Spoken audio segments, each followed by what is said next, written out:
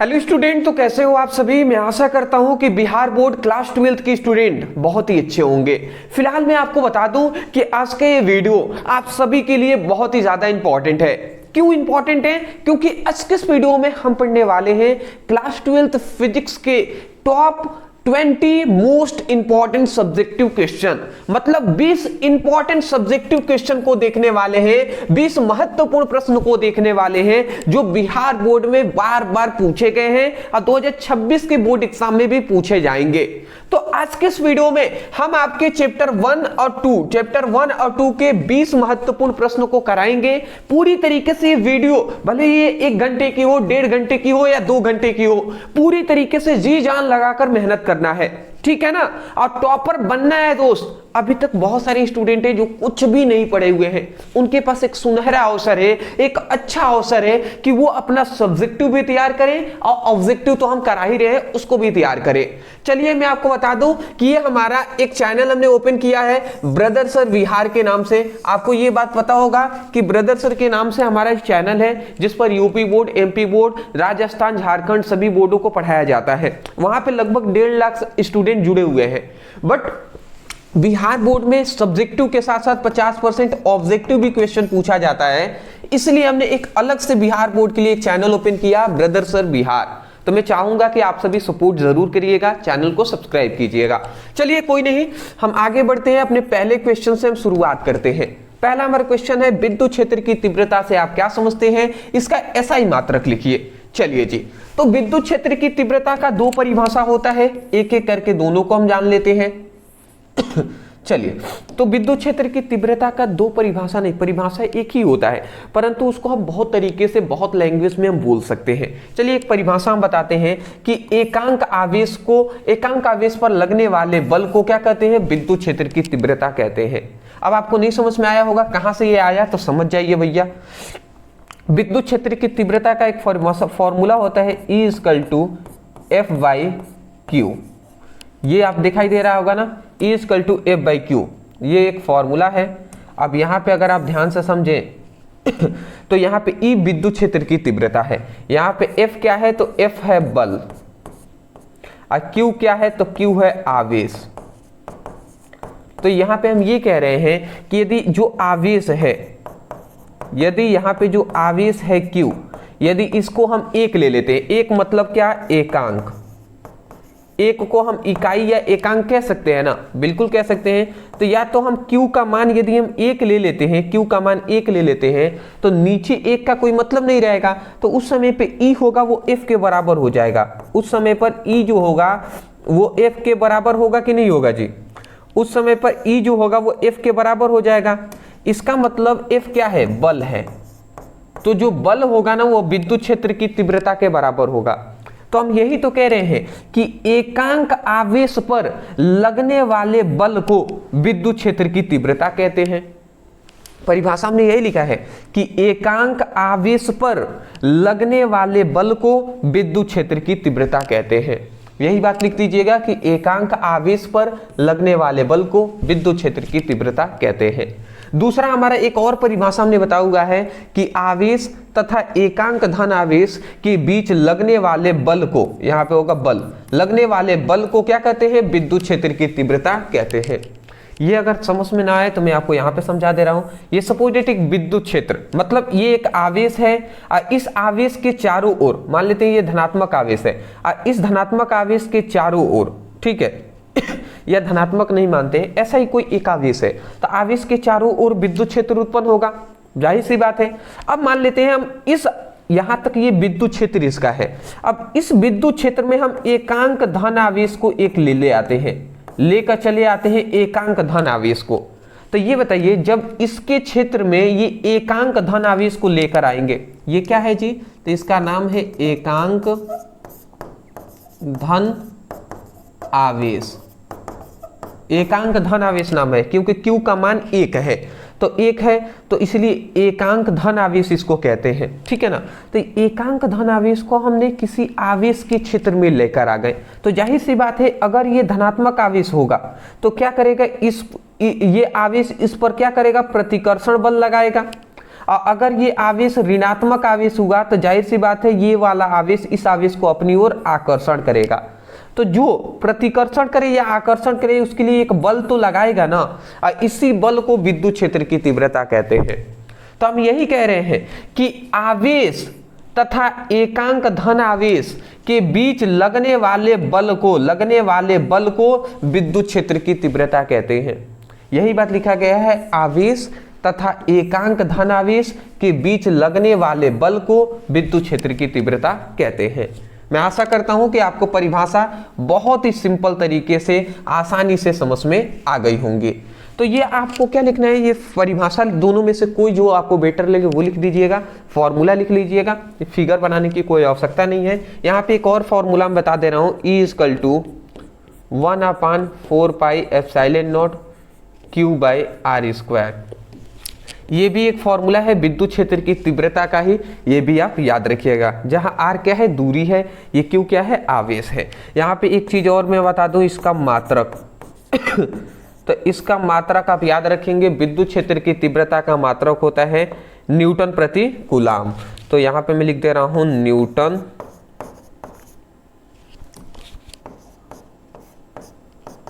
Newton प्रति coulomb. तो ये आप न्यूटन प्रति कूलाम लिख लीजिएगा, ठीक है। स्क्रीनशॉट लीजिए, फटाफट हम आगे बढ़ेंगे दोस्त। चलिए जी, तो बिहार बोर्ड के स्टूडेंट सीरियस होकर पढ़ाई कर लीजिएगा, सीरियस। मोस्टली बिहार बोर्ड के स्टूडेंटों के लिए चुनिंदा क्वेश्चन को हम करा रहे हैं, समझ तो पा रहे हैं ना। जान लगा देना है दोस्त, जान लगा देना है। चलिए दूसरा हम क्वेश्चन की ओर आते हैं कि आवेश संरक्षण का सिद्धांत क्या है। आवेश संरक्षण का सिद्धांत क्या है जी? आवेश संरक्षण के सिद्धांत में यह बताया गया कि जो आवेश होता है ना, आवेश, तो आवेश जो होता है उसको न तो हम क्या कर सकते हैं, न ही हम उसको नष्ट कर सकते हैं और न ही हम उसको क्या कर सकते हैं, उत्पन्न कर सकते हैं।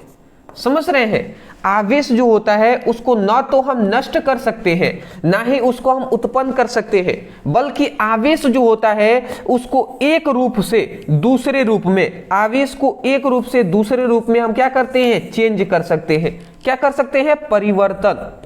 परिवर्तन कर सकते हैं, चेंज कर सकते हैं। बात समझ में आया? मतलब आवेश कभी ना समाप्त तो हो सकता है, ना ही हम इसको उत्पन्न कर सकते हैं, बल्कि आवेश को एक रूप से दूसरे रूप में बदल सकते हैं।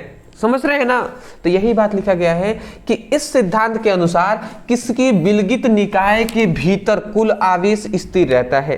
कोई भी विलगित निकाय है उसके भीतर कुल आवेश जो होता है स्थिर रहता है। ये अगर आपको यहां तक बात ना समझ में आए तो इस बात का मतलब क्या होता है वही हमने अर्थात करके बताया है। अर्थात करके क्या बताया है? आवेश को ना तो उत्पन्न किया जा सकता है और ना ही नष्ट किया जा सकता है, बल्कि आवेश को एक रूप से दूसरे रूप में बदला जा सकता है। यही तो हमने नीचे भी बताया कि आवेश को ना तो नष्ट किया जा सकता है, ना ही उत्पन्न किया जा सकता है, बल्कि आवेश को एक रूप से दूसरे रूप में बदला जा सकता है, परिवर्तित किया जा सकता है। सिंपल सा है, स्क्रीनशॉट। ठीक है जी। चलिए, तो इसी तरीके से जागरूक होकर हमें सभी को पढ़ाई करना है। और बिहार बोर्ड में जो अभी तक कुछ भी तैयार नहीं किए हैं उनके लिए ये वीडियो सबसे ज्यादा इंपॉर्टेंट होने वाला है, और टॉपर हम उनको भी बनाएंगे, एक अच्छा नंबर से पास कराएंगे। बिल्कुल आप भरोसा रखिए अपने आप पर भी। वैद्युत फ्लक्स की परिभाषा और इसका SI मात्रक लिखिए। चलिए जी, तो हम देख लेते हैं वैद्युत फ्लक्स। वैद्युत फ्लक्स क्या होता है? यहां पे लिखा गया है, किसी आवेशित पिंड के लंबवत आने और जाने वाली समस्त विद्युत बल रेखाओं की संख्या को वैद्युत फ्लक्स कहते हैं। मतलब समझ में आया क्या कहा जा रहा है? कि किसी आवेशित पिंड के लंबवत आने और जाने वाली समस्त विद्युत बल रेखाओं की संख्या को क्या कहते हैं? विद्युत फ्लक्स कहते हैं। ना समझ में आया तो मैं आपको बता दे रहा हूं। ये हमारे पास एक आवेशित पिंड है, मान लेते हैं इस पर धनात्मक आवेश है, ठीक है ना। ये हमारे पास एक आवेशित पिंड है। अब जाहिर सी बात है, कोई आवेशित पिंड है तो इससे बहुत सारी विद्युत बल रेखाएं इस तरीके से निकलेंगे भी और आएंगी भी, ठीक है ना। इस तरीके से बहुत सारी विद्युत बल रेखाएं जाहिर सी बात है इस तरीके से बहुत विद्युत बल रेखाएं आएंगी और जाएंगी भी। सपोर्टेड ऐसे मान लेते हैं कि ये विद्युत बल रेखाएं यहाँ से निकल रही हैं, ये निकल रही हैं, ये सपोर्टेड विद्युत बल रेखाएं इधर प्रवेश कर रही हैं, ये भी प्रवेश कर रही हैं, ऐसे ये भी विद्युत बल रेखाएं प्रवेश कर रही हैं, ये निकल रही हैं, ये भी विद्युत बल रेखाएं निकल रही हैं, ऐसे हमने मान लिया। तो देख रहे हैं यहाँ पे क्या है, ये सभी क्या है, ये हमारा आवेशित पिंड है। तो यहाँ पे मैं लिख दे रहा हूं ये हमारा क्या है, आवेशित पिंड, आवेशित पिंड है, ठीक है ना, ये हमारा आवेशित पिंड है। और ये हमारा क्या है, ये हमारा समस्त विद्युत बल रेखाएं हैं, विद्युत बल रेखाएं, ये विद्युत बल रेखाएं हैं। अब देखिए यहाँ पे ये कहा जाता है कि किसी आवेशित पिंड के लंबवत, मतलब जो जो विद्युत बल रेखाएं अपने पृष्ठ पर लंबवत होंगी, जो जो विद्युत बल रेखाएं अपने पृष्ठ पर लंबवत होंगी, उन्हीं की संख्या को कहा जा रहा है। जो जो विद्युत बल रेखाएं अपने पृष्ठ पर लंबवत होंगी, केवल उन्हीं विद्युत बल रेखाओं की संख्या को हम क्या कहते हैं, संख्या को हम क्या कहते हैं, वैद्युत फ्लक्स कहते हैं। समझ में आ गया ना। तो किसी आवेशित पिंड के लंबवत आने वाले, देखिए आने वाले या जाने वाले समस्त विद्युत बल रेखाओं की संख्या को वैद्युत फ्लक्स कहते हैं। समझ रहे हैं ना, आने वाले भी और जाने वाले भी। तो किसी आवेशित पिंड के लंबवत आने वाले और जाने वाले समस्त विद्युत बल रेखाओं की संख्या को वैद्युत फ्लक्स कहते हैं। यही बात लिखा गया है, किसी आवेशित पिंड के लंबवत आने और जाने वाले समस्त विद्युत बल रेखाओं की संख्या को वैद्युत फ्लक्स कहते हैं। विद्युत फ्लक्स का फॉर्मूला मैं बता दे रहा हूं। विद्युत फ्लक्स का फॉर्मूला, विद्युत फ्लक्स को फाई ई से दर्शाते हैं। फाई ई इक्वल टू क्या होता है, E D S cos theta होता है, E D S cos theta होता है, ये आप याद रखेंगे। जहां ई क्या है, विद्युत क्षेत्र की तीव्रता है, डी एस क्या है, अल्पांश पृष्ठ है, और कॉस थीटा क्या है, थीटा यहाँ पे है लंब तथा तीव्रता के बीच बना कोण है। ठीक है ना, ये बात आप याद रखिएगा। अगला हमारा आता है, एक और चीज यहाँ पे पूछ लिया गया है, इसका एसआई मात्रक बताइए। तो इसका मात्रक की अगर हम बात कर लें तो इसका मात्रक आप याद रखेंगे न्यूटन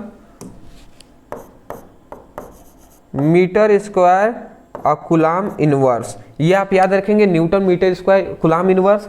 और ये कौन सी राशि होती है, तो ये हमारा अदिश राशि, ये हमारी कौन सी राशि होती है, अदिश राशि होती है। ठीक है, चलिए जी, आशा करता हूं समझ के होंगे। स्क्रीनशॉट ले लीजिए फटाफट।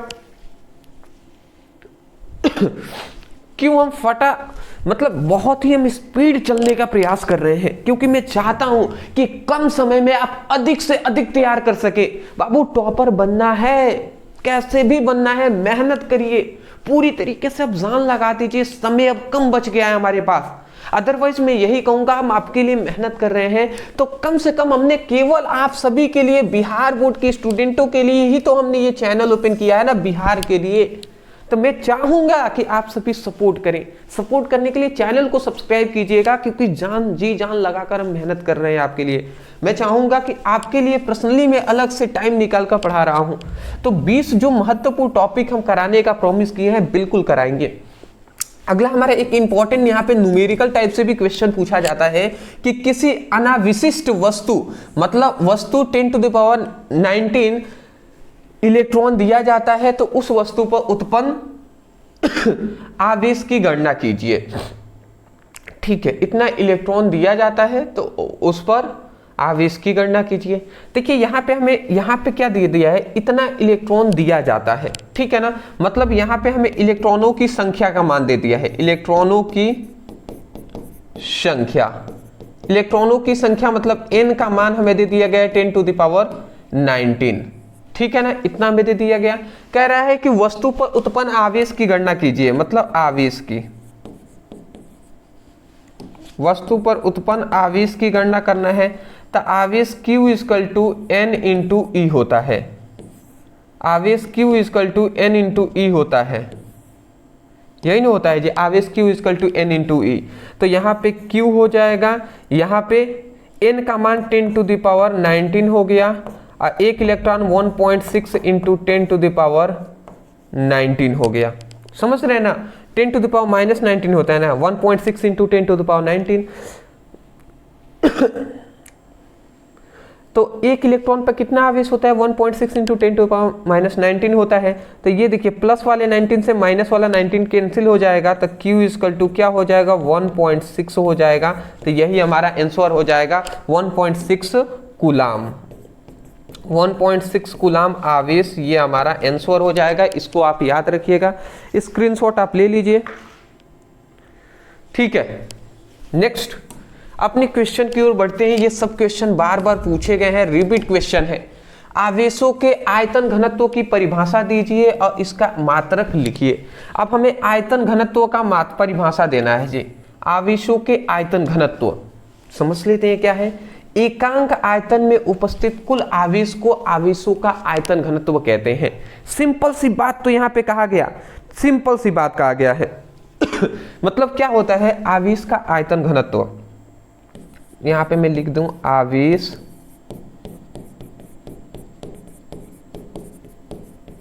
आयतन घनत्व। आवेश का आयतन घनत्व, आवेश का आयतन घनत्व का फॉर्मूला क्या होता है जी।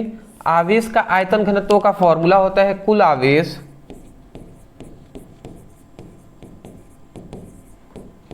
बटे कुल आयतन।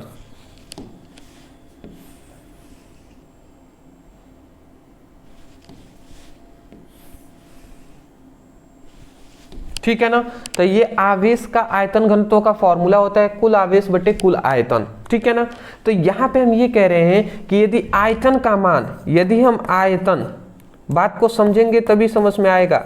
यदि हम आयतन भी का मान यदि हम 1 ले लेते हैं, ठीक है ना, यदि हम आयतन का मान 1 ले लेते हैं, 1 मतलब क्या, एकांक। 1 को हम एकांक या इकाई कह सकते हैं। तो यदि आयतन का मान यदि हम 1 ले लेते हैं तो उस समय पर आयतन घनत्व जो होगा, आवेश का आयतन घनत्व होगा वो कुल आवेश के बराबर हो जाएगा। तो यदि हम इसी का मान कह रहे हैं, कुल आयतन का मान यदि हम 1 कर लेते हैं, 1 मतलब एकांक ले लेते हैं, तो एकांक आयतन में उपस्थित कुल आवेश को हम आवेश का आयतन घनत्व कहते हैं। तो यही तो लिखा गया है, एकांक आयतन में उपस्थित कुल आवेश को आवेश का आयतन घनत्व कहते हैं। आशा करता हूं आप समझ गए होंगे। इसका मात्रक आप याद रखेंगे, इसका मात्रक क्या होता है, इसका मात्रक कुल आवेश, आवेश का मात्रक कूलाम, आयतन का मात्रक क्या होता है आयतन का मीटर स्क्वायर होता है। तो हम क्या कह सकते हैं, कूलाम प्रति मीटर क्यू हो जाएगा। मीटर स्क्वायर नहीं, मीटर क्यू होता है। तो कूलाम प्रति मीटर क्यू हो जाएगा ये हमारा आवेश घनत्व का मात्रक। ठीक है, ये कौन सी राशि होती है, तो अदिश राशि होती है। ये तो बात आप जानते ही हैं। राशि कौन सी, तो अदिश राशि। ये मैं एक्स्ट्रा लिख दे रहा हूं क्योंकि ऑब्जेक्टिव क्वेश्चन में ऐसे पूछ लिया जाता है। और बीमीय सूत्र इसका बीमा क्या होता है, तो अगर हम बीमा पे बात कर लें तो इसकी बीमीय सूत्र आप याद रखेंगे L-3। ठीक है ना, L- बीमीय सूत्र ना, वैसे तो नहीं पूछा गया है पर चलिए हम बता दे रहे हैं। L-3 T-1 होता है ना, T1 A1, ये आप बीमीय सूत्र याद रखेंगे। ठीक है, L-3 TA-A-1। ठीक है, ये सब आप स्क्रीनशॉट लेते हुए चल रहे होंगे तो बहुत ही अच्छी बात है, बहुत ही अच्छी बात है। ऐसे ही मेहनत करते रहिए, मेहनत करेंगे दोस्त, हम सब एक साथ बिल्कुल हम आगे बढ़ेंगे और टॉपर बन के दिखाएंगे इस बार। अभी से भी इतना अगर हम अभी से भी मेहनत कर लेते हैं ना, मैं विश्वास के साथ कह सकता हूं हम बिल्कुल अच्छे नंबर से आप पास हो सकते हैं। अभी से भी अगर आप मेहनत करते हैं तो कंसिस्टेंट जो हम वीडियो प्रोवाइड कर रहे हैं, जैसे कि कल हमने क्या प्रोवाइड किया था, 150 ऑब्जेक्टिव क्वेश्चन हमने बताया था। चैप्टर 1 और 2 को मिलाकर 150 ऑब्जेक्टिव क्वेश्चन हमने बताया था। उस पर आप सभी ने देखा, बहुत ही अच्छी बात है। अगर आपने नहीं देखा है तो डिस्क्रिप्शन बॉक्स में हम उसका लिंक दे देंगे, आप वहां से उसको देख लीजिएगा। आज हम चैप्टर 1 और 2 के 20 इंपॉर्टेंट हम सब्जेक्टिव क्वेश्चन करा रहे हैं जो VVI है। तो इसी प्रकार सब हम चैप्टर वाइज आपको कराते रहेंगे, 2-2 चैप्टर को एक साथ लेकर चलेंगे अभी फिलहाल। ठीक है ना, परावैद्युत शक्ति और आपेक्षिक परावैद्युतांक को परिभाषित कीजिए। यहाँ पे दो चीजें पूछा गया है, परावैद्युत शक्ति क्या होता है और आपेक्षिक परावैद्युतांक क्या होता है, ये दो चीजें हमें बताना है। देखिए दोनों चीजें अलग अलग हैं और दोनों चीजें ध्यानपूर्वक समझेंगे तब आपको समझ में आएंगे, ठीक है ना। चलिए सबसे पहले परावैद्युत शक्ति समझ लेते हैं। तो इसको परिभाषा बहुत सिंपल ही है, कह रहा है कि विद्युत क्षेत्र की तीव्रता का वह अधिकतम मान, विद्युत क्षेत्र की तीव्रता है कि विद्युत क्षेत्र की तीव्रता जो है ना, इसका वह अधिकतम मान, ठीक है, जहां तक परावैद्युत माध्यम अचालक बना रहता है। अचालक मतलब परावैद्युत जो माध्यम है उसमें विद्युत धारा प्रवाहित नहीं होता है, ठीक है ना। तो वही कहा जा रहा है कि विद्युत क्षेत्र की तीव्रता का वह अधिकतम मान जहां पर परावैद्युत माध्यम जो होता है अचालक बना रहता है, तो उसी को परावैद्युत शक्ति कहलाता है। सिंपल सा है, ठीक है ना, कि विद्युत क्षेत्र की तीव्रता का वह अधिकतम मान जहां पर परावैद्युत माध्यम अचालक बना रहता है उसे हम क्या कहते हैं, परावैद्युत शक्ति कहते हैं। इसमें ज्यादा कुछ नहीं है, यह परिभाषा 2 लाइन का है, आप याद भी कर सकते हैं इसको। दूसरा हमारा आता है आपेक्षिक परावैद्युतांक। अब आपेक्षिक परावैद्युतांक क्या होता है, तो किसी माध्यम का परावैद्युतांक और निर्वात में परावैद्युतांक के अनुपात को आपेक्षिक परावैद्युतांक कहते हैं। मतलब इसका अगर फॉर्मूला हम देखें तो आपेक्षिक परावैद्युतांक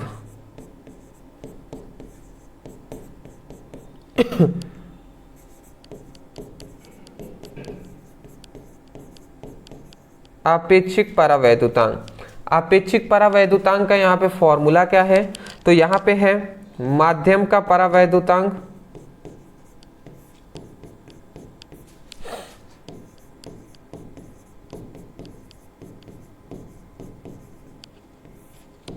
और ये क्या होता है, निर्वात का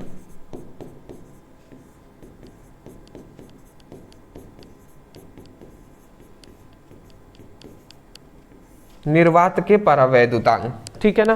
तो यहाँ पे समस्या ये, किसी माध्यम का परावैद्युतांक और निर्वात के परावैद्युतांक के अनुपात को आपेक्षिक परावैद्युतांक कहते हैं। समझ में आपको आ ही गया होगा, तो ये आप याद रखिएगा। यहाँ पे क्या बात बताया गया, यहाँ पे कहा गया है कि आपेक्षिक परावैद्युतांक का परिभाषा किसी माध्यम का परावैद्युतांक और निर्वात के परावैद्युतांक के अनुपात को आपेक्षिक परावैद्युतांक कहते हैं। मैं आशा करता हूँ समझ के होंगे, तो ये आप याद कर लीजिएगा फॉर्मूला, ठीक है ना, ठीक है। ठीक है, इसको संकेत रूप में वैसे तो बहुत तरीके से इसका 2-3 तरीके से डिफिनेशन कर सकते हैं, बट ये सिंपल है, यही तैयार कीजिएगा। इसको संकेत रूप में बताएं तो आपेक्षिक परावैद्युतांक को एप्सिलॉन आर से प्रदर्शित करते हैं और माध्यम का अपवर्तनांक को एप्सिलॉन से प्रदर्शित करते हैं और निर्वात के परावैद्युतांक को एप्सिलॉन नॉट से प्रदर्शित करते हैं। तो ये हमने यहाँ पे संकेत रूप में आपको बता दिए हैं। स्क्रीनशॉट आप ले तो रहे हैं ना,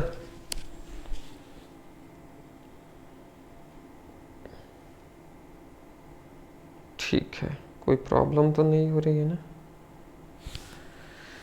नहीं होनी चाहिए, ठीक। नेक्स्ट अगला हमारा आता है 7वां नंबर क्वेश्चन।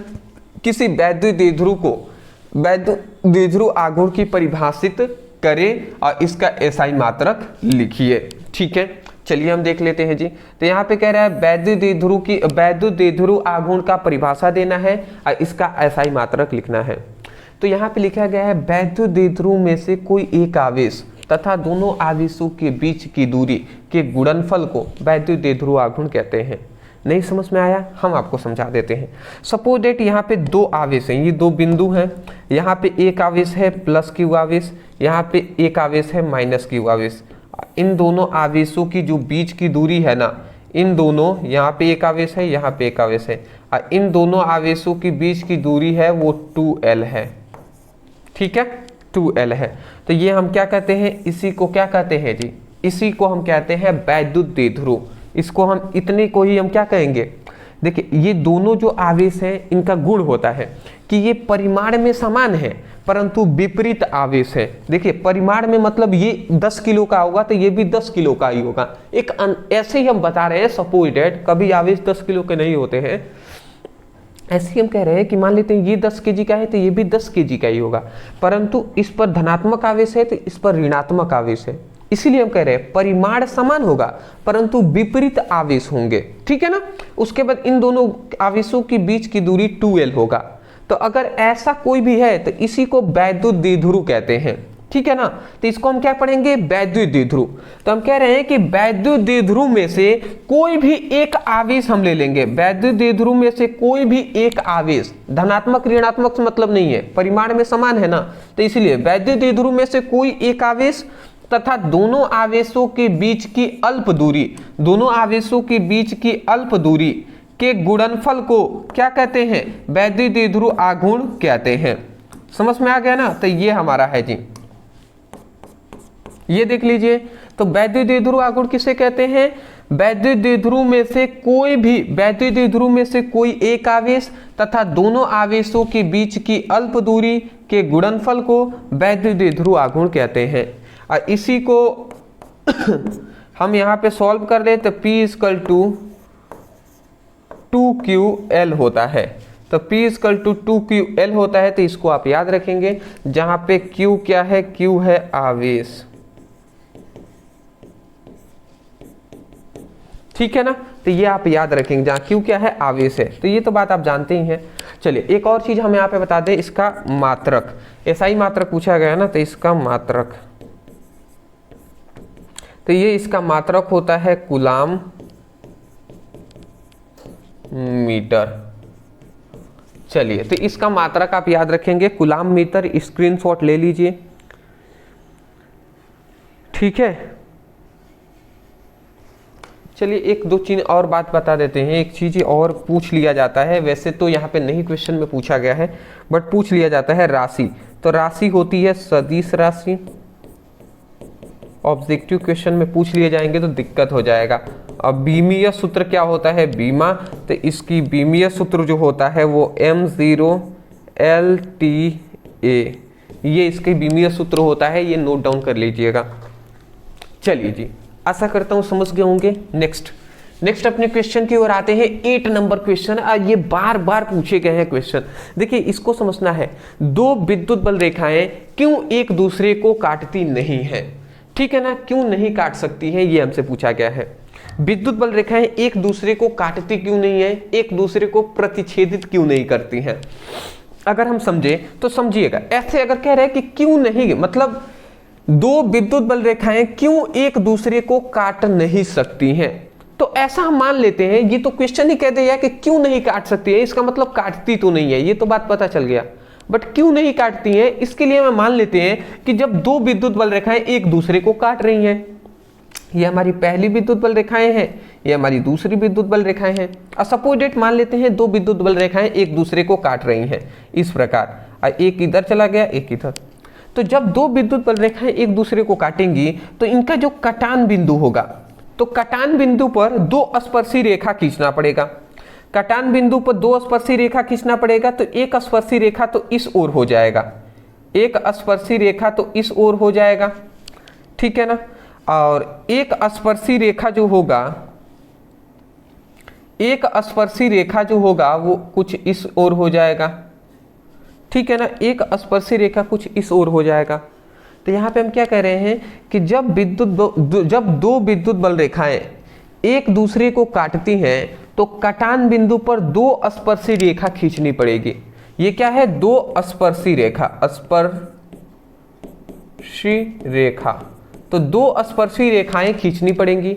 जब दो स्पर्शी रेखा खींचना पड़ेगा ना, तो स्पर्शी रेखाएं हमें क्या बताती हैं कि विद्युत क्षेत्र की तीव्रता की दिशा क्या है। तो जब दो स्पर्शी रेखा खींचना पड़ेगा तो इसका मतलब इस रेखा के लिए विद्युत क्षेत्र की दिशा जो होगा वो इस ओर हो जाएगा, और इस वाले विद्युत बल रेखाओं के लिए विद्युत क्षेत्र की जो दिशा होगा वो कुछ इस ओर हो जाएगा, इधर हो जाएगा। जबकि हम जानते हैं कि यहाँ पे विद्युत क्षेत्र की तीव्रता की एक ही दिशा हो सकता है।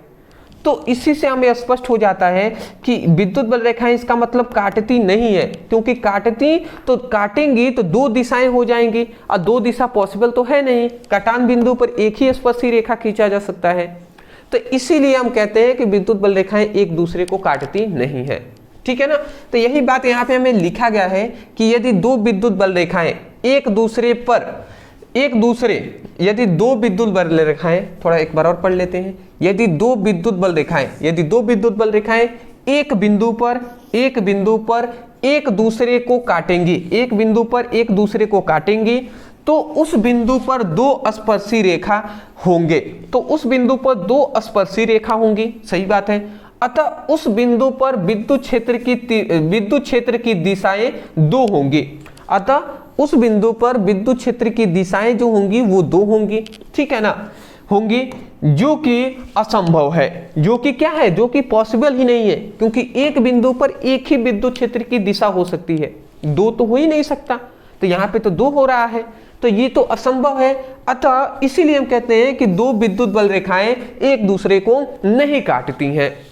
सिंपल सा तो है। स्क्रीनशॉट फटाफट ले लीजिए, स्क्रीनशॉट।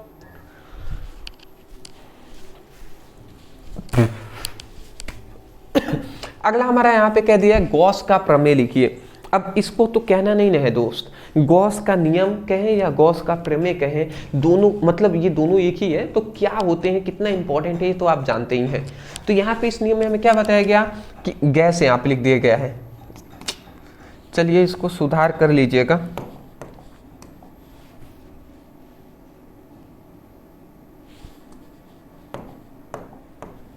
गॉस भी तो कहते हैं ना, तो यहाँ पे एक और रेखा हम खींच देते हैं, गॉस हो जाएगा। गॉस का प्रमेय कहें या गॉस का प्रमेय कहें, दोनों बात एक ही है, ठीक है ना। तो गॉस के प्रमेय में हमें क्या बात बताया गया, यहाँ पे अगर हम समझें तो यहाँ पे कह रहा है कि गॉस के प्रमेय के अनुसार किसी बंद पृष्ठ से गुजरने वाली कुल वैद्युत फ्लक्स उस पृष्ठ पर उपस्थित कुल आवेश का 1/ε गुना होता है। मतलब यहाँ पे ये हमें बात बताया गया कि ये हमारे पास एक बंद पृष्ठ है, सॉरी सपोज डेट हमें यहाँ पे ये बताया गया ये हमारे पास एक बंद पृष्ठ है, और इस बंद पृष्ठ पर जो आवेश है वो Q है, और इस बंद पृष्ठ से बहुत सारी यहाँ पे विद्युत बल रेखाएं इस तरीके से ये विद्युत फ्लक्स निकल रही हैं। ये क्या निकल रही है, विद्युत फ्लक्स, मतलब फाई निकल रहा है, ठीक है ना। तो यहाँ पे हमें यही बात बताया गया कि किसी बंद पृष्ठ से गुजरने वाली कुल वैद्युत फ्लक्स किसी बंद पृष्ठ से गुजरने वाली कुल वैद्युत फ्लक्स उस पृष्ठ पर उपस्थित कुल आवेश के उस पृष्ठ पर उपस्थित कुल आवेश के 1/ε0 गुना होता है। यही तो बात बताया गया। यहाँ पे समझिएगा हमने क्या बताया, गॉस के प्रमेय के अनुसार किसी बंद पृष्ठ से गुजरने वाली कुल वैद्युत फ्लक्स उस बंद पृष्ठ पर उपस्थित कुल आवेश का 1/ε0 गुना होता है। सिंपल सी बात है, तो मैं आशा करता हूं समझ के होंगे। यही बात लिखा गया है, गॉस के प्रमेय के अनुसार किसी बंद पृष्ठ से गुजरने वाली कुल वैद्युत फ्लक्स उस बंद पृष्ठ पर उपस्थित कुल आवेश का 1/ε0 गुना होता है। समझ गए ना। अगर हम इसको सॉल्व कर लेते हैं, थोड़ा हम आगे बढ़ा लेते हैं, तो फाई ई इक्वल टू क्या हो जाएगा, ये Q1 में गुणा हो जाएगा तो ये Q हो जाएगा, Q1 में गुणा होगा तो ये Q, और ये ε0 है तो ये हमारा ε0 हो जाएगा। इसको अगर हम चाहें तो यहाँ पे क्या कर सकते हैं, बंद कर सकते हैं, तो ये हमने बंद कर दिया, और यही हमारा क्या हो जाएगा, आंसर हो जाएगा, ठीक है। जहाँ Q क्या है, आवेश है, ε0 क्या है, वायु या निर्वात की वैद्युतशीलता है। स्क्रीनशॉट। बहुत अच्छी बात है, तो मेहनत करते हुए हमें चलना है। अगला हमारा आता है 11th नंबर क्वेश्चन कि चालक, 11th नहीं वैसे तो 10 ही होगा ना, क्योंकि 9th यहाँ पे 9 था। चलिए 9th के बाद 10 आना चाहिए, टाइपिंग में मिस्टेक है। चलिए 11th नंबर क्या कह रहे हैं कि चालक की धारिता को परिभाषा, धारिता से आप क्या समझते हैं, ये ना मतलब धारिता का परिभाषा देना है। तो संधारित्र की धारिता कहे या चालक की धारिता कहे, दोनों बात एक ही है। धारिता का परिभाषा, तो यहाँ पे लिखा गया है किसी चालक की धारिता आवेश के उस मात्रा के बराबर होती है जो उसकी विभव में इकाई वोल्ट की वृद्धि के लिए आवश्यक होता है। समझ रहे हैं क्या बात कहा गया, देखिए हम समझा देते हैं। यहाँ पे ये कह रहा है कि कोई भी धारिता का फॉर्मूला होता है, धारिता C/Q/V होता है। धारिता C क्या होता है, धारिता C Q/V होता है, जहाँ Q क्या है, आवेश है, यहाँ पे भी क्या है, विभव है। ठीक है, और ये हमारा क्या है, धारिता है। तो यदि हम यहाँ पे ये कह रहे हैं कि यदि अगर हम मान लेते सपोजेट, यदि विभव को हम 1 ले लेते हैं, यदि हम भी का मान, यदि हम यहाँ पे कहें कि यदि हम भी का मान, भी मतलब विभव का मान 1 ले लेते हैं, 1 मतलब इकाई कह सकते हैं, इकाई या एकांक भी कह सकते हैं। ठीक है ना, तो एकांक मतलब मान लेते हैं भी का मान यदि हम 1 वोल्ट ले लेते हैं, सपोज दैट 1 वोल्ट, 1 वोल्ट मतलब वही इकाई हम कह सकते हैं, एक को इकाई वोल्ट हम कह सकते हैं कि नहीं। तो वही बात, यदि एक भी का मान यदि हम 1 वोल्ट ले लेते हैं, भी क्या है, विभव है, तो यदि हम भी का मान जो है वो 1 ले लेते हैं, तो नीचे 1 अगर लिखेंगे तो 1 का तो कोई मतलब नहीं होगा। तो उस समय पर जो धारिता C होगा ना, वो आवेश Q के क्या होगा, बराबर हो जाएगा। उस समय पर धारिता जो C होगा वो आवेश के क्या होगा, आवेश के बराबर हो जाएगा। होगा कि नहीं होगा जी, बिल्कुल होगा। तो हम परिभाषा ये कह सकते हैं, क्या कह सकते हैं कि ध्यान से समझेंगे क्या, ये क्या है, किसी कोई भी चालक है उसकी धारिता है। तो हम यही कह रहे हैं कि किसी चालक की धारिता आवेश के उस मात्रा के बराबर होता है। ध्यान से समझिएगा, किसी चालक की धारिता आवेश के उस मात्रा के बराबर होता है जो उसके विभव में इकाई वोल्ट के वृद्धि के लिए, इकाई वोल्ट के वृद्धि के लिए आवश्यक होता है। समझ रहे हैं, एक बार और सुन लीजिए, किसी चालक की धारिता आवेश के उस मात्रा के बराबर होता है जो उसके विभव में इकाई वोल्ट के वृद्धि के लिए आवश्यक होता है। यही बात लिखा गया है, किसी चालक की धारिता आवेश की उस मात्रा के बराबर होती है जो उसके विभव में इकाई वोल्ट के वृद्धि के लिए आवश्यक होता है। आशा करता हूं समझ के होंगे। दूसरी बात मैं यहाँ पे बता दूं, समझिएगा यहाँ पे मतलब हम क्या, अगर ना समझ में आया अभी भी तो मैं आपको समझा दूं। मान लेते हैं एक चालक तार है, इसमें विभव का मतलब यहाँ पे 15 वोल्ट यहाँ पे विभव है। ठीक है ना, तो 15 वोल्ट अगर विभव है तो मैं चाहता हूं 15 वोल्ट नहीं, इसको 16 वोल्ट इस चालक का विभव हो जाए। तो 15 से 16 वोल्ट करने के लिए, 15 से अगर 16 वोल्ट कर रहे हैं तो इकाई वोल्ट का 1 वोल्ट का वृद्धि कर रहे हैं ना, 1 ही वोल्ट का तो वृद्धि हो रहा है। तो एक को इकाई कहेंगे, तो इकाई वोल्ट के वृद्धि कराने के लिए जितना हमें इसमें आवेश और अधिक प्रवाहित करना पड़ेगा, उसी आवेश की मात्रा को हम धारिता कहते हैं। समझ में आ रहा है ना। तो हम यही कह रहे हैं कि किसी चालक की धारिता आवेश के उस मात्रा के बराबर होती है जो इकाई वोल्ट के वृद्धि के लिए आवश्यक होता है। मतलब 15 से 16 करने के लिए 1 वोल्ट की वृद्धि के लिए आवश्यक होगा। आशा करता हूं कि अब आपको थोड़ा समझ में आ गया होगा कि धारिता किसे कहते हैं भैया। ठीक है, चलिए तो इतना आप याद रखिएगा, यहाँ पे ज्यादा कुछ नहीं, यहाँ पे केवल एक चीज याद रखेंगे, इसका मात्रक। तो धारिता का मात्रक क्या होता है, तो यहाँ पे धारिता का मात्रक होता है क्या भैया, धारिता का मात्रक होता है फैराडे। ठीक है, एक और आप याद रखेंगे कूलाम प्रति वोल्ट। ठीक है ना, तो कूलाम प्रति वोल्ट भी याद रखेंगे। चलिए 2 काम में दे देता हूं, एक आपको राशि बता दीजिएगा इसका कौन सी राशि होती है, एक इसका बीमा बता दीजिएगा कमेंट सेक्शन में। बता देंगे इतना, बताएंगे ना, अरे भैया बताइएगा। जितना आप एनालिसिस करेंगे, पढ़ाई करेंगे, यही सब एग्जाम में आपके लिए बेनिफिट होंगे। स्क्रीनशॉट ले लीजिए।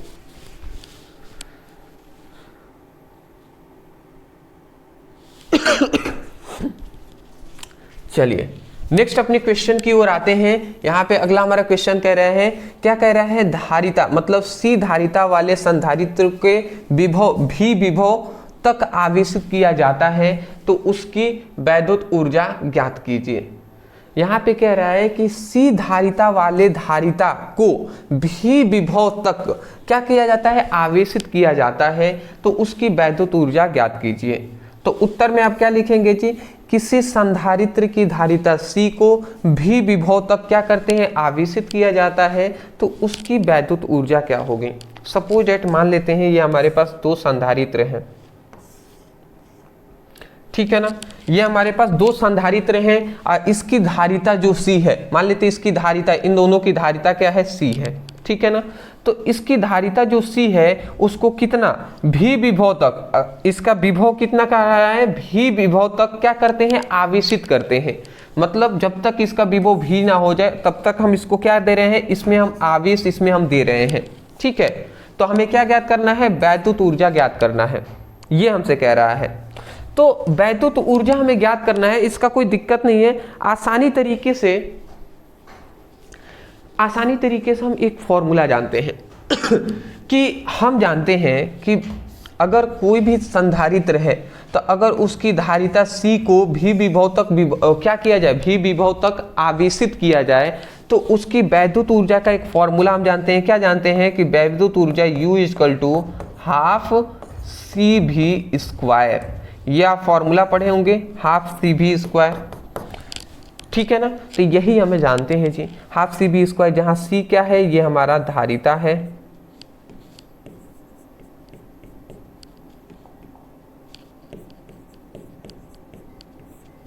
भी क्या है, विभव है, यहाँ पे U क्या है, ऊर्जा है। इसको संधारित्र का संचित ऊर्जा भी कहते हैं या स्थितिज ऊर्जा भी के नाम से भी जानते हैं। तो स्क्रीनशॉट आप लेना चाहें ले लीजिए, फटाफट आगे बढ़ेंगे। बस इसमें ये फॉर्मूला ही बताना था। ठीक है, अगला हमारा आता है 13 नंबर क्वेश्चन कि संधारित्र की धारिता किन दो बातों पर निर्भर करती है।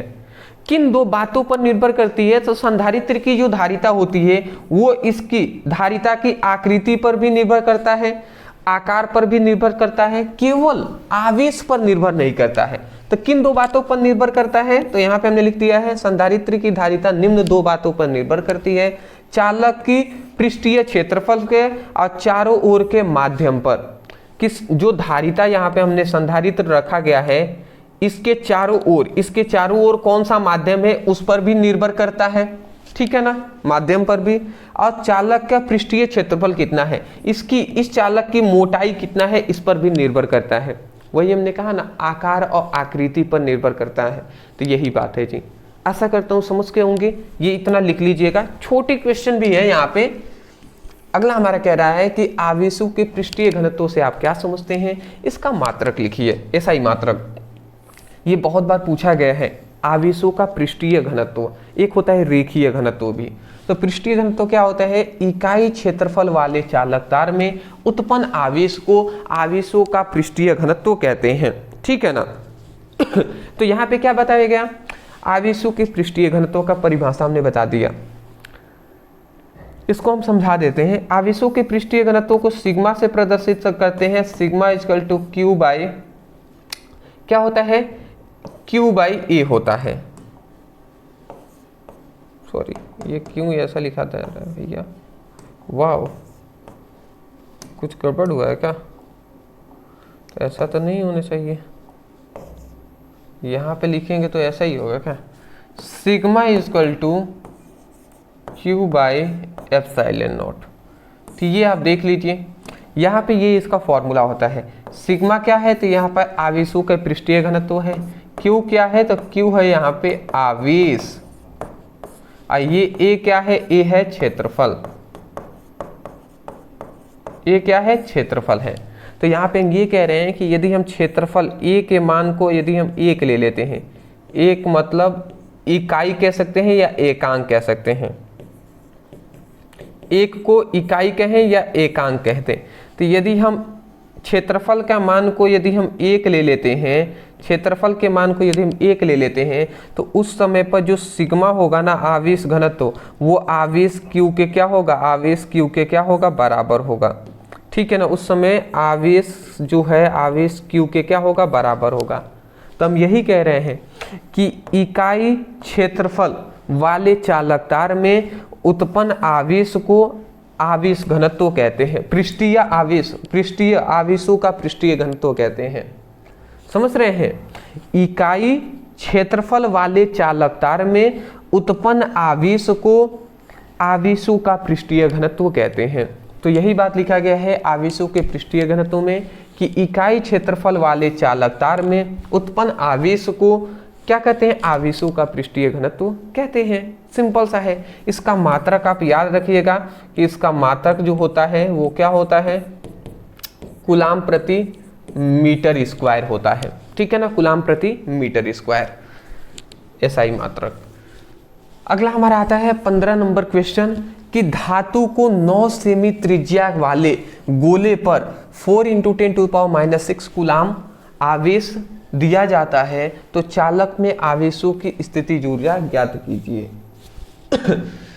तो यहाँ पे हमें स्थितिज ऊर्जा ज्ञात करने को क्या दिया कि धातु को 9 सेमी त्रिज्या, तो आर का मान दिया है, ठीक है, सी निकल जाएगा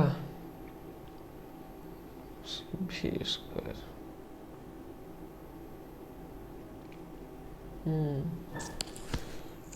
तो यहाँ पे स्थितिज ऊर्जा हमें ज्ञात करना है, कैसे निकलेगा भैया? यहाँ पे देखिए दो ही चीज हमें दिया गया है। एक मान लेते हैं, एक यहाँ पे क्या दिया गया है, बात को समझिएगा। एक यहाँ पे गोले की त्रिज्या दे दिया है 9 सेमी, तो त्रिज्या यहाँ पे दिया गया है, त्रिज्या आर का मान दे दिया है 9 सेमी। इसको मीटर में चेंज कर लेते हैं, 9 × 10⁻⁻2 मीटर, ठीक है ना, कोई तो गलत बात नहीं है, बिल्कुल सही बात है जी। चलिए दूसरी बात यहाँ पे क्या दिया है, आवेश का मान दिया है।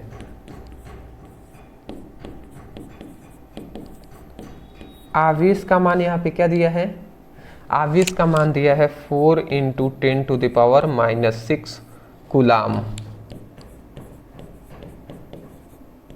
हमसे कह रहा है आवेशों की स्थितिज ऊर्जा ज्ञात करना, ठीक है, चालक में आवेशों की स्थितिज ऊर्जा। चलिए स्थितिज ऊर्जा हम मतलब यहाँ पे Q का ये मान हमारा दिया गया है, यहाँ पे हमें Q का ये आवेश है तो इसको Q से दर्शाते हैं, तो Q का मान दिया गया है। सबसे पहले हम एक काम करते हैं, तब एक हम जानते हैं गोलीय चालकों की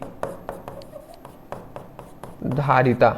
गोलीय चालक की धारिता का एक फॉर्मूला जानते हैं, C = 4πε0 × R। ये हम फॉर्मूला जानते हैं, गोलीय चालक की धारिता C = 4πε0 × R होता है, तो ये हम फॉर्मूला जानते हैं। अब इस फॉर्मूले पे हम लगाएंगे, हमारा निकल जाएगा। कैसे निकलेगा आप चलिए हम दिखाते हैं जी। देखिए अगर हम इसको चाहें तो यहाँ पे हमारा निकालना है, ठीक है, तो C = 4πε0 है, तो 4πε0 का मैं बता दूं, 4πε0 का जो मान होता है ना, वो 1/9 × 10⁻9 होता है, ये आप याद रखेंगे, ठीक है। तो यही हम काम करने वाले हैं। 4πε0 का मान होता है 1/9 × 10⁻9, ठीक है। ये भैया एक ही कलर में लिखे जाते तो सही रहता ना, 9 × थोड़े देर के लिए इसको भी वाइट किया, 9 × 10⁻9 हो गया, ठीक है। तो इसका 4πε0 का इतना का तो मान हो गया। आर का मान क्या दिया है, आर का मान दिया है, आर का मान 9 × 10⁻, तो 9 × 10⁻2 है, इतना हो गया, ठीक है जी। इसको हम आगे सॉल्व कर लेते हैं, तो ये हमारा 9 × 10⁻2 हो जाएगा, और नीचे 9, और ये 10⁻9 को ऊपर भेजेंगे तो ये +9 है ना, ऊपर जाएगा तो -9 हो जाएगा, ठीक है जी।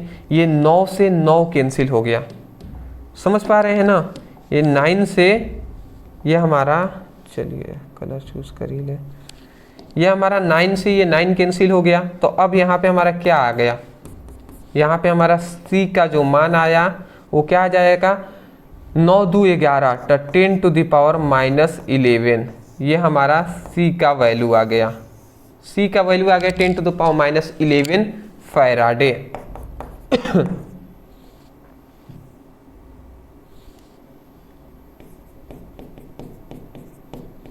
तो यहाँ पे C का तो मान हमने निकाल दिया। अब जैसे ही हमारा C का मान निकला, तब हम निकाल लेंगे आवेशों की स्थितिज ऊर्जा का मान, ठीक है। तो आवेशों की स्थितिज ऊर्जा, तब हम लिख देंगे, तब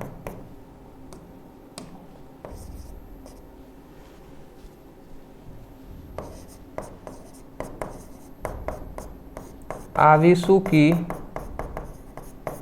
स्थितिज ऊर्जा, तब हम जानते हैं कि आवेशों की स्थितिज ऊर्जा का एक फॉर्मूला होता है U = हाफ Q²/c, ये फॉर्मूला होता है। तो इस फॉर्मूले पर हम लगा देते हैं, देख लेते हैं क्या निकल जाता है जी। तो अगर हम इस फॉर्मूले पर लगाते हैं तो क्या निकलता है, देखिए क्या निकलता है, U = हाफ हो गया, फिर Q²/c है। Q का मान यहाँ पे देखिएगा, आवेश है ना, तो आवेश का मान यहाँ पे दिया है 4 × 10⁻⁻⁶। तो ये हम लिख देते हैं 4 × 10⁻⁻�6, और इसका होल स्क्वायर है तो होल स्क्वायर कर देंगे। और C का मान हमने निकाला है 10⁻11, तो ये हमने लिख दिए। फिर इसको अगर हम सॉल्व कर लेते हैं आगे, तो ये 1/2 हो जाएगा, और ये हमारा क्या हो जाएगा, इसका स्क्वायर करें तो 4 चौको 16 हो जाएगा ये, और 6 दूना 12, तो 10⁻⁻12 हो जाएगा, और ये 10⁻11 हो जाएगा। ठीक है, और 2 8 16, मतलब ये 8 बार में ये 16 कट जाएगा, 8 बार में कैंसिल हो जाएगा। तो अब यहाँ पे क्या होगा, U = क्या हो जाएगा, ये 8 हो जाएगा। ठीक है, 10⁻12 हो जाएगा, और ये 10⁻11 चला गया तो ये ऊपर चल के -11 ऊपर चला जाएगा तो 11 हो जाएगा। U = ये 8 हो जाएगा, और 11 1 12, तो ये 10⁻⁻1 हो जाएगा। तो ये हमारा स्थितिज ऊर्जा 8 × 10⁻⁻1 जूल, ये इतना हमारा आंसर हो जाएगा। या इसी को हम चाहें तो U = 0.8 जूल भी कह सकते हैं। तो जो भी आपको अच्छा लगे वो आप कह दीजिएगा, यह हमारा आंसर हो जाएगा। समझ गए ना। तो इस प्रकार न्यूमेरिकल भी हमारा आता है, पूरी तरीके से सोच समझकर हमें लगाना होता है। अदरवाइज मैं आशा करता हूं कि आपको सभी चीज़ें अच्छे तरीके से समझ में आ रही होंगी, और आपको समझ में भी आ रहा होगा, पसंद भी आ रहा होगा। मैं इतना ही कहूँगा दोस्त कि हम आपके लिए मेहनत कर रहे हैं। स्पेशली हम यूपी बोर्ड के स्टूडेंट को पढ़ाते हैं, वहाँ पे फिर क्लास 11th को भी पढ़ाना होता है, तो उतना हम समय निकाल कर आपके लिए हम यहाँ पे बिहार बोर्ड के लिए पर्सनली करा रहे हैं। तो मैं इतना चाहूँगा कि केवल हमारे जो पहले बिहार बोर्ड के स्टूडेंट हैं वो हमें सपोर्ट करें। और सपोर्ट करने के क्या आप कर सकते हैं, चैनल पर नहीं होंगे तो सब्सक्राइब कर दीजिएगा, वीडियो पसंद आए तो लाइक कर दीजिएगा, कमेंट में आगे आपको किस चीज़ पर वीडियो चाहिए ये आप हमें बता दीजिएगा, तो वो हम वीडियो उस टाइम पे आपको लाने का प्रयास करेंगे। समझ रहे हैं ना। तो इतना कर देंगे ना तो बहुत है दोस्त, इतना कर देंगे हमारे लिए बहुत है। अब मैं आप सभी को अपने मतलब मैं अपने आप को गुरु नहीं बल्कि हम आप सभी की एक फ्रेंड ही है, हम आपको अपना दोस्त ही मानते हैं। अब बिल्कुल हम लोग खुल के बातें कर सकते हैं, खुल के अच्छे तरीके से पढ़ाई कर सकते हैं, जो भी चीजें खुलकर हम बातें करेंगे, पढ़ाई करेंगे। समझ रहे हैं ना। अदरवाइज मैं कहूंगा कि डिस्क्रिप्शन बॉक्स में व्हाट्सएप ग्रुप का हमने लिंक दे दिया है बिहार बोर्ड के लिए, तो व्हाट्सएप ग्रुप में जरूर ज्वाइन हो जाएंगे, और इंस्टाग्राम का लिंक है वहां पे आप हमें फॉलो कर लीजिएगा, लिंक डिस्क्रिप्शन बॉक्स में हम दे देंगे। ठीक है। अगला हमारा यहाँ पे आता है 16 नंबर हमारा क्वेश्चन कि किन्हीं 2 कारकों को बताइए जिन्हें चालक की धारिता को प्रभावित करते हैं। मतलब चालक की धारिता को प्रभावित करते हैं, तो हमने बताया ना कि चालक की जो धारिता C है इसका एक तो क्षेत्रफल प्रभावित करता है, वही आकार और आकृति, और उसके चारों ओर का माध्यम प्रभावित करता है। तो चालक की धारिता को प्रभावित करने वाले कारक कौन कौन से हैं, तो वस्तु की आकृति और बनावट, वही बात है जो क्षेत्रफल हम कह रहे हैं, वही आकृति और आकार है। आकार 2 ऐसे कारक हैं जो चालक की धारिता को क्या करते हैं, प्रभावित करते हैं। सिंपल सा है, आकार और आकृति प्रभावित करते हैं। अगला हमारा 17 नंबर क्वेश्चन कह रहे हैं समांतर प्लेट संधारित्र में दूसरा प्लेट का क्या कार्य होता है। समांतर प्लेट संधारित्र में दूसरे प्लेट का क्या कार्य होता है। देखिए समांतर प्लेट संधारित्र इस तरीके से होता है। अब इसमें क्या जा रहा है कि ये हमारा पहला प्लेट है, ये हमारा दूसरा प्लेट है। तो दूसरे प्लेट का क्या कार्य होता है, दूसरा प्लेट को हम पृथक्कृत करते हैं, और यहाँ पे विभव का मान 0 होता है, ये न्यूट्रल कर देता है, उदासीन कर देता है। चलिए यहाँ पे हमने देखिए क्या लिखा है, समांतर प्लेट संधारित्र में 2 धात्विक प्लेट होती हैं। तो बिल्कुल सही बात है जी, समांतर प्लेट संधारित्र में 2 धात्विक प्लेट होती हैं। जिसमें एक को आवेश दिया जाता है। सही बात कहा इसने कि इसमें हमने केवल एक ही प्लेट को हम आवेश देते हैं, तो केवल हम एक प्लेट को हम धनात्मक आवेश देते हैं, ठीक है ना। तो इसमें एक प्लेट को आवेश दिया जाता है तथा दूसरे को पृथ्वी से संबंधित कर दिया जाता है, तथा दूसरे प्लेट को पृथ्वी से हमने क्या कर दिया, संबंधित मतलब पृथ्वी से जोड़ दिया गया है। जोड़ने का मतलब पृथ्वी में वो तार को जोड़ दिया जाता है, ठीक है ना, जिससे संधारित्र की धारिता बढ़ जाती है। बिल्कुल बढ़ जाती है। धारिता क्यों बढ़ेगी? क्योंकि ये उदासीन कर देता है। उदासीन जो भी आवेश आएगा यहाँ पे न्यूट्रल हो जाएगा, उदासीन हो जाएगा। और अब हम कितना भी इसमें हम आवेश दे सकते हैं। तो जब हम आवेश कितना दे सकते हैं, तो आवेश जो होता है धारिता आवेश के समानुपाती होती है। यदि आवेश का मान बढ़ेगा ना तो धारिता का भी मान बढ़ेगा। तो यही बात है। यहाँ पे क्या बात बताया गया कि समांतर प्लेट संधारित्र में दो धातु के प्लेट होते हैं और उसमें एक धातु के प्लेट को आवेश दिया जाता है तथा दूसरे प्लेट को पृथ्वी के साथ जोड़ दिया जाता है, जिससे क्या होता है, जिससे कि जो धारिता होती है वो बढ़ जाती है। यही तो बात कहा गया। आशा करता हूं कि आपको समझ में आ गई होंगी। फिगर बनाने की कोई आवश्यकता नहीं है, केवल हमने समझाने के तौर पर आपको बता दिए हैं। अगला हमारा आता है कि वायुमंडल विद्युत उदासीन नहीं होता, क्यों? समझाइए क्यों। वायुमंडल जो होता है वो उदासीन नहीं होते हैं। क्यों नहीं होते हैं, तो बात को समझिएगा। वायुमंडल में बहुत सारी, ये वायुमंडल है, इसमें बहुत सारे सूक्ष्म कण हैं।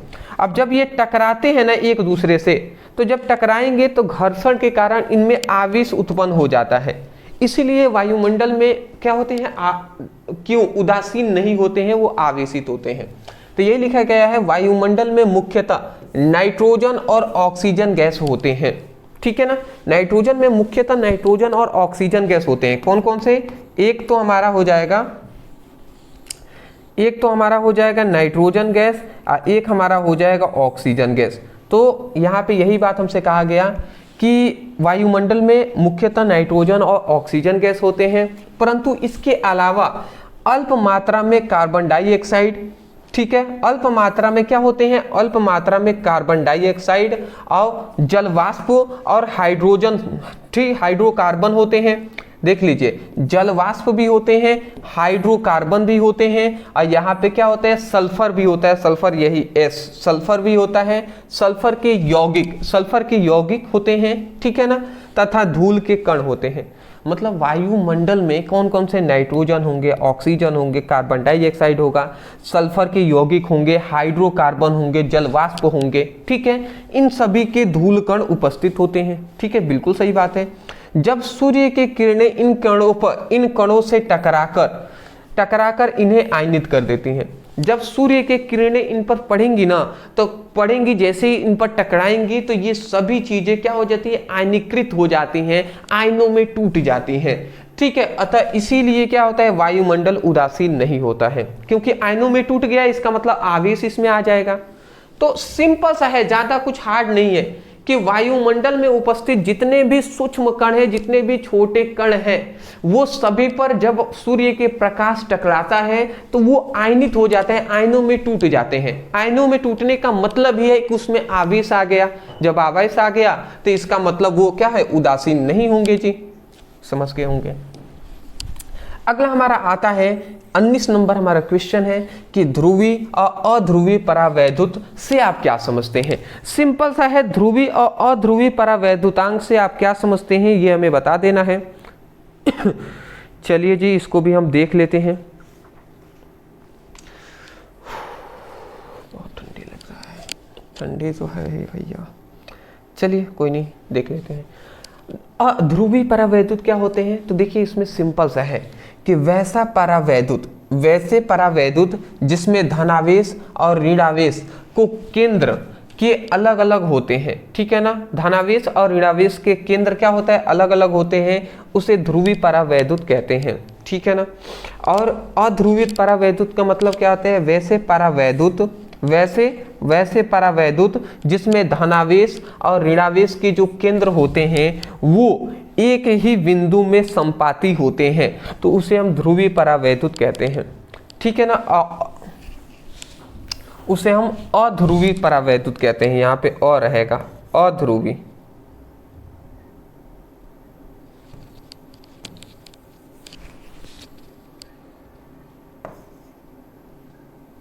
भैया ये मक्खी के कारण भैया यहाँ पे ये हो जा रहा है।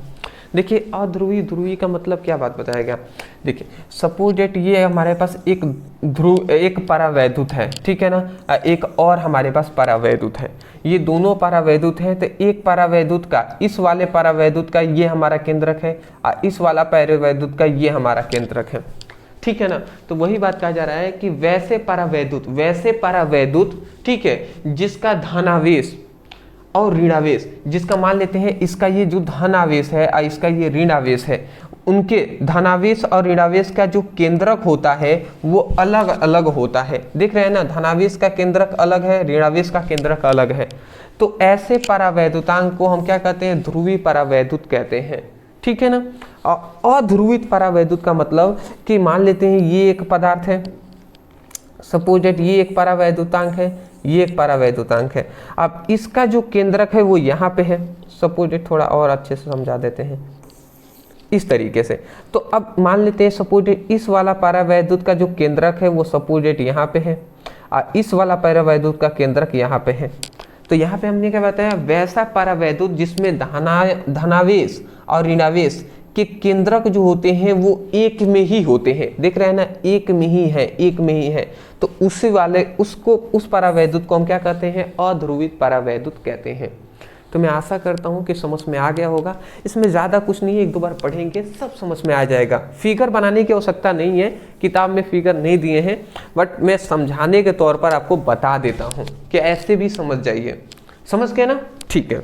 अब नेक्स्ट हम आपको कुछ होमवर्क देंगे जिसको आपको करके आना है, ठीक है ना। ये हम जो क्वेश्चन दे रहे हैं ये long type, very long type question है और ये आपसे बहुत ही अधिक नंबर में और लॉन्ग क्वेश्चन में पूछे जाते हैं, ठीक है ना। तो यहाँ पे हमने 3 क्वेश्चन को आपको 4 क्वेश्चन लेकर आ गए हैं। सबसे पहले एक समान वैद्युत क्षेत्र में वैद्युत द्विध्रुव पर लगने वाला बल आघूर्ण का व्यंजक ज्ञात कीजिए, ये आपको करना है। दूसरा आता है गॉस का प्रमेय का अनुप्रयोग, गॉस के प्रमेय का अनुप्रयोग तैयार करना है। तीसरा समांतर प्लेट संधारित्र की धारिता ज्ञात करना है, इसका व्यंजक सब डेरिवेशन है। वैद्युत द्विध्रुव के कारण किसी बिंदु पर वैद्युत विभव का व्यंजक प्राप्त कीजिए, ये चारों आपको तैयार करना है। मैं आपको बता दूं कैसे आप तैयार करेंगे। देखिए पहला अगर आपको तैयार करना है ये, तो आप क्या लिखेंगे, वैद्युत द्विध्रुव पर लगने वाला बल आघूर्ण, इसके बाद लिख दीजिएगा ब्रदर सर, इतना लिखकर सर्च कर लीजिएगा, हमारा वीडियो मिल जाएगा। ये सभी वीडियो हमारे मेन चैनल पे है, ब्रदर सर के जो मेन चैनल है जिस पर 1.5 लाख से अधिक स्टूडेंट जुड़े हुए हैं। तो मैं वही कहूँगा कि इतना लिखकर सर्च करेंगे तो वहाँ पे वीडियो मिल जाएगा। गॉस के प्रमेय का अनुप्रयोग पढ़ना है तो लिखिएगा यूट्यूब पर गॉस के प्रमेय का अनुप्रयोग और फिर इतना लिखकर प्लस में ब्रदर सर लिखकर सर्च कर दीजिएगा, वीडियो मिल जाएंगे। फिर इसको पढ़ना है समांतर प्लेट संधारित्र की धारिता, तो इतना धारिता तक लिखने के बाद ब्रदर सर लिखकर सर्च कीजिएगा, वीडियो मिल जाएगा। फिर इसको पढ़ना है कि वैद्युत द्विध्रुव के कारण किसी बिंदु पर वैद्युत विभव, तो यहां से लेकर यहां तक लिखकर और फिर ब्रदर सर लिख दीजिएगा, वीडियो मिल जाएगा। समझ रहे हैं ना। तो इस प्रकार ये आपको मैं 4 होमवर्क दिया हूं, इसको आपको करके आना है।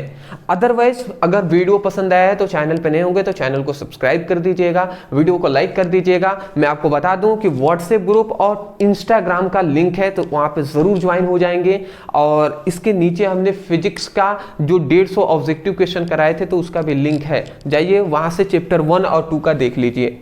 अगर अब आप कमेंट करते हैं तो चैप्टर 1 और 2 का हमने ऑब्जेक्टिव करा दिए हैं। अगर आप कहेंगे तो इसके आगे चैप्टर 3 और 4 का भी 2 चैप्टरों को मिलाकर ऑब्जेक्टिव जो क्वेश्चन है वो हम करा देते हैं। फिर इसके आगे का चैप्टर 3 का और 4 का जो सब्जेक्टिव होंगे वो भी हम लेकर आएंगे जी। तो इस प्रकार अब 2-2 चैप्टर को लेकर हम कराने वाले हैं और फिजिक्स केमिस्ट्री दोनों की यहाँ पे आपको तैयारी हम कराएंगे, उसका टेंशन आप बिल्कुल भी नहीं लीजिएगा, ठीक है ना। फिजिक्स केमिस्ट्री दोनों की तैयारी आपको यहाँ पे कराई जाएंगी। चलिए दोस्त, thank you so much video देखने के लिए। कल मिलते हैं एक नए टॉपिक के साथ एक नए वीडियो में। Thank you so much, thank you.